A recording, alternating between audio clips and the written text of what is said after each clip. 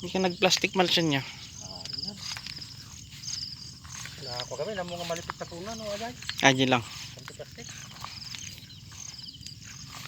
Yan ano. Hindi mo. Malipit na puno, diyan karating ka no. Ito ang problema niya. Yan. Kiltay. Meron siyang andito.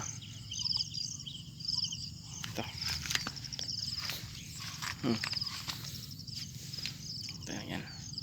Yan lang. Yun. Oh. Ito siya. Marami. Ito yung nagiging isang problema ng talong.